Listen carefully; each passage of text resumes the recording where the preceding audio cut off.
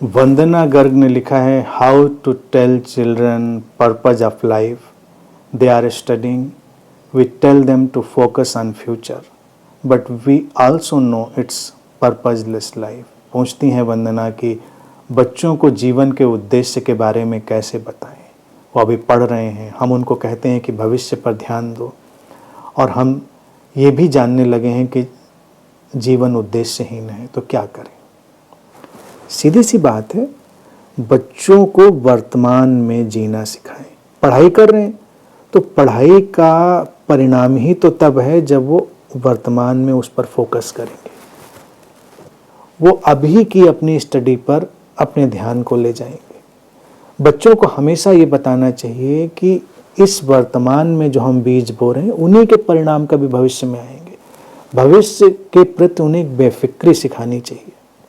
बेफिक्री का मतलब वर्तमान का आदर।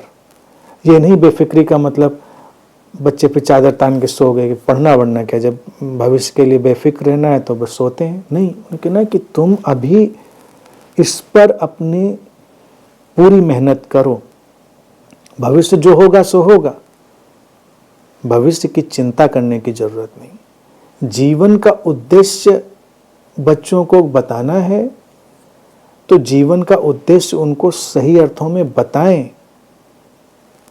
शांत होना जीवन का उद्देश्य है, प्रेमपूर्ण होना जीवन का उद्देश्य है, अकारण प्रसन्न होना जीवन का उद्देश्य है। वो प्रसन्नता जो प्रतिद्वंदिता किसी कारण किसी व्यवस्था पर खड़ी है वो झूठी है, वो आती है जाती है, अपने पीछे कुंठा और अवसाद को लाती है। बच्चों को बताएं, बच्चे भी बड़े संवेदनशील हैं, वो जानते हैं, और बच्चे तो अकारण प्रसन्नता को जीना जानते ही हैं, वो तो बड़ी जल्दी बात को समझ लेंगे कि हाँ ये बात तो है।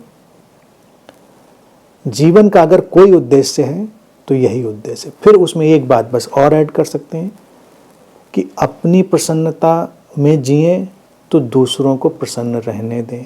ऐसी प्रसन्नता नहीं कि अपनी प्रसन्नता ऐसी लाएं कि दूसरों को अप्रसन्न बना दें, अपनी शांति ऐसी लाएं कि दूसरों को अशांत बना दें।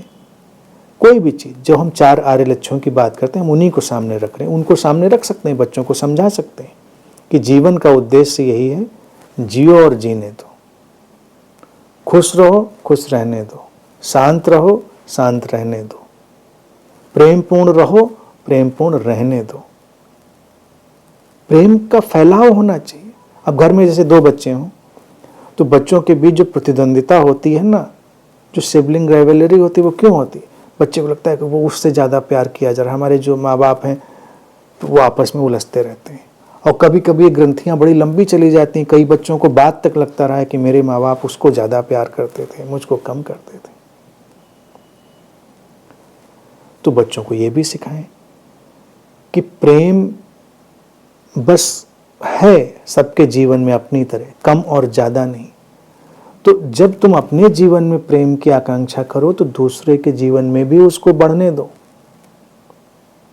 ये सब बातें हम सिखा सकते हैं, यही जीवन के उद्देश्य। बाकी जीवन का उद्देश्य प्राइम मिनिस्टर बनना, CEO बनना या वगैरह वगैरह जो भी बनना है, वो तो कुछ है नहीं। बन गए अच्छी बात है, वो तो एक फाइनेंशियल और सोशल हमारा स्ट्रक्चर है, उसमें चीज़ें होती रहेंगी। वो जीवन के उद्देश्य हैं भी नहीं कि तुम क्या बड़ा काम करोगे, तुमसे होना होगा हो जाएगा। अगर तुम अच्छी से पढ़ाई करोगे, अपने ज्ञान को अर्जित करोगे ठीक से, अपने गुणों को ठीक से विकसित करोगे, तो उन गुणों की उपयोगिता संसार को भी चाहिए ही, तुम्हारे ज्ञान का उपयोग संसार को भी करना ही है, तो वो उसके रिटर्न में तुमको वो चीज़ें भी संसार देगा। लेकिन वो उद्देश्य नहीं है, उनका कोई मतलब नहीं। ये बातें तो सीधी साफ हम बच्चों को बता ही सकते हैं, बात कर भी सकते हैं। बच्चों को हम बता सकते हैं क्या फ़र्क पड़ता है, क्या फ़र्क पड़ता है कि कोई बहुत बड़ी ऊंचाई पर खड़ा है, कोई बहुत बड़ी नीचाई पर, इससे क्या फ़र्क पड़ता है। अच्छे इंसान बनो, उनसे कहो। अगर जीवन में तुम पूरी तरह से असफल हो जाओ, कुछ भी नहीं कर सको, लेकिन अगर तुम प्रेम से भरे हो, शांति से भरे हो, तो मेरे लिए तुम सम्राट हो, एम्परर हो। लेकिन यकीन मानिए, जब कोई प्रेम से भर जाता है, शांति से भर जाता है, तो एम्परर तो होना उसका तय ही हो गया। जीवन खींच लेता है, संसार खींच लेता है। ऐसे लोग किसी की निगाह से बचते नहीं।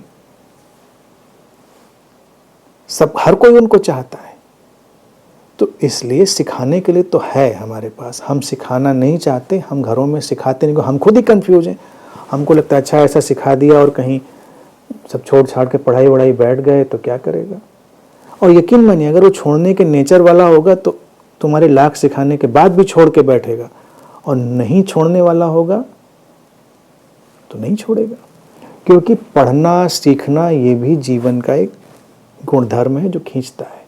हमारा शरीर मन बहुत कुछ सीखना चाहता है, उसमें ये हमारे एजुकेशन भी है, स्टडीज़ भी हैं, और उनसे फिर जीवन का आगे विस्तार भी है। तो बच्चों के अलग अलग नेचर हैं, लेकिन फंडामेंटल बातें तो उनको हम बता ही सकते हैं, और बेशक बताएं।